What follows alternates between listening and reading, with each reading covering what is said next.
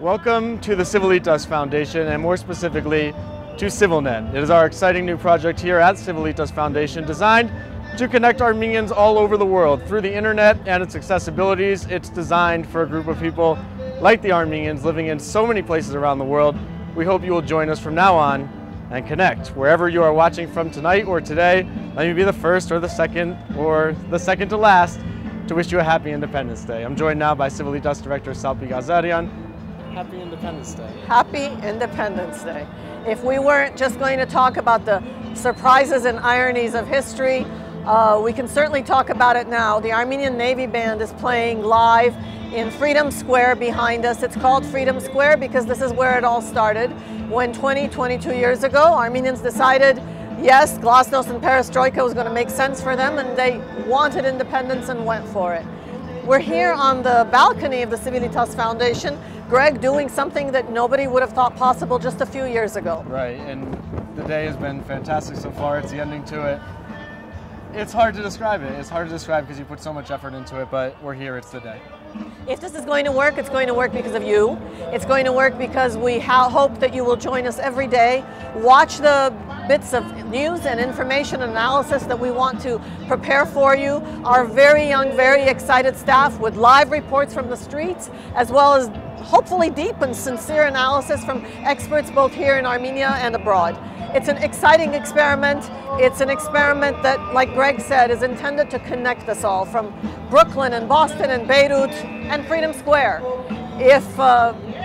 If you're able to follow this throughout the evening, it's absolutely worth it. It's been a great day too. It sure has, and as we talk a little bit about the parade, it's been 20 years, as you said, since 97% of Armenians in Armenia voted to be independent from the Soviet Union.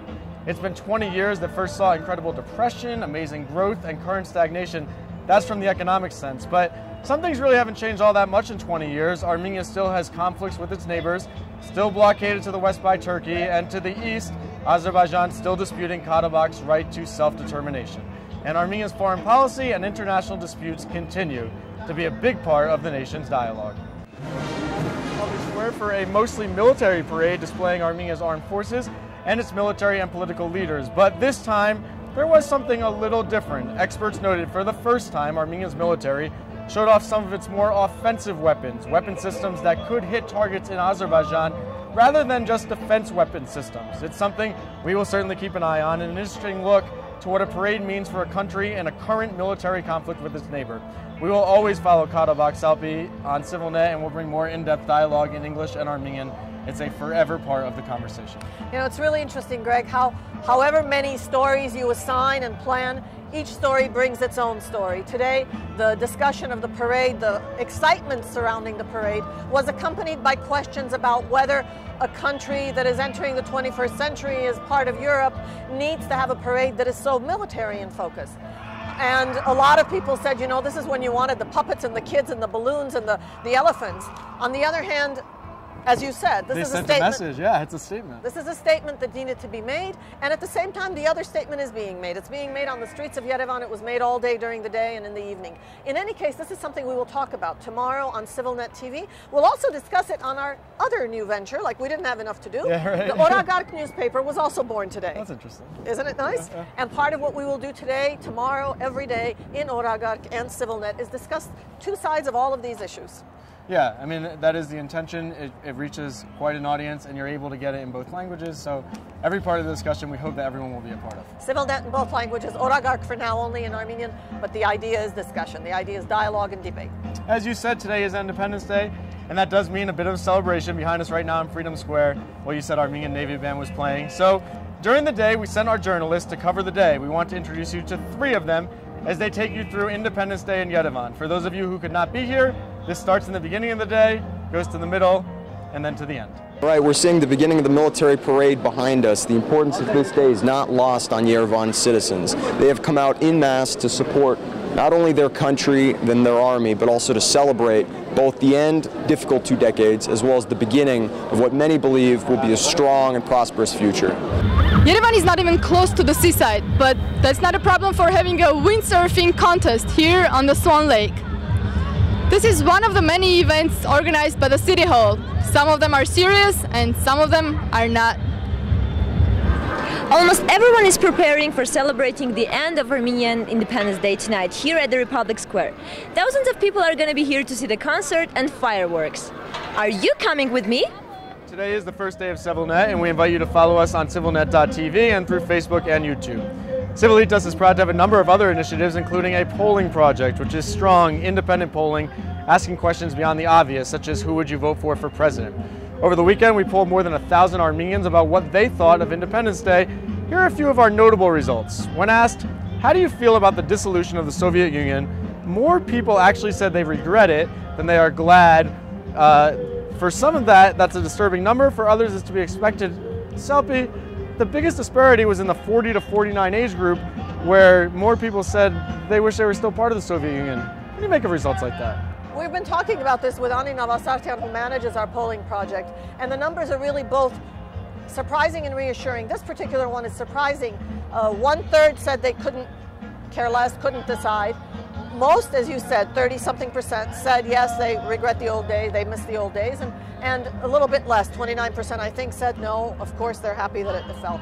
What's to do with that age group? It's the age group that's interesting, that 40 to 49. Does that mean that this is the decade of people who watch their parents, hear their parents commiserate, reminisce, and wish that had come back? Because certainly they're not missing their old years, they were 20 years old at the time. So it's a very interesting group that's reacted this way. We're going to talk more about this tomorrow with our experts as well as outside experts and see how these numbers really break open. Yeah, plenty of interesting results. I know there are other few news events that we're also going to keep an eye on tomorrow. Absolutely. The interesting thing, we're going to do two interesting things tomorrow. One is to continue to talk about these numbers, because the wonderful, fascinating, surprising part of this is that given all of the hopelessness, given all of the economic disparities, given the political uncertainties, 89% unequivocally said this is the way they would want to have it. Right. Given a choice again, this is the way they would vote, which is a perfect reflection of the roller coaster life in Armenia. It is, yes. The highs are highs, the lows are lows. But they're always proud to be Armenian. And they're always proud to be Armenian. And the context today is Independence Day, but not just in that context. Tomorrow we will talk about that. We'll also talk about something else tomorrow, Greg. Today, President Obama, again at the UN General Assembly, spoke about Palestine, Israel, and the need for a two-state solution.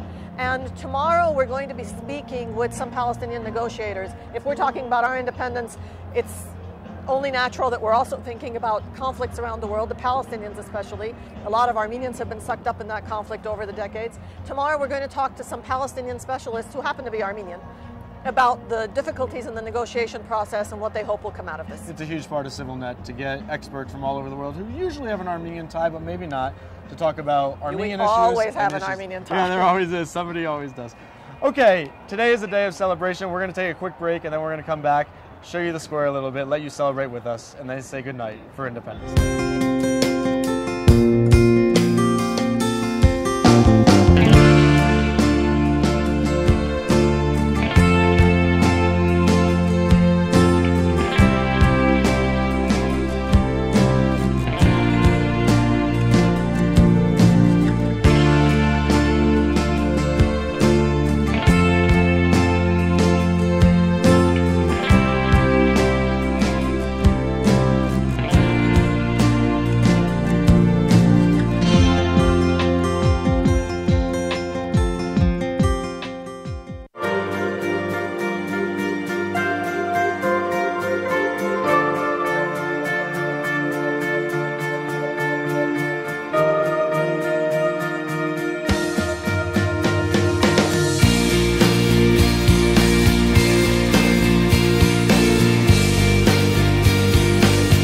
CivilNet TV, your window to brand new journalism and new opinions. Now open on Facebook.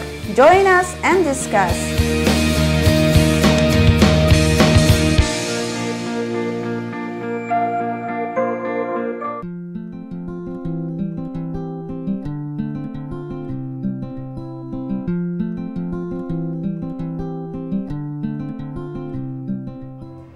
Today in Yerevan, I saw military systems, I saw windsurfing, and now I'm listening to Army Navy Band. It's Independence Day in Yerevan.